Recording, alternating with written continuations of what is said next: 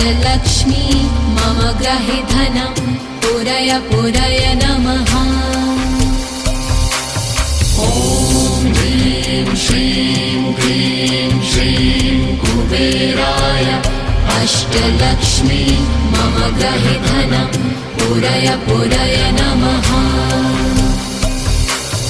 ॐ ह्रीं श्रीं क्लीं श्रीं कुबेराय अष्टलक्ष्मी मम ग्रहे धनं पुरय पुरय नमः।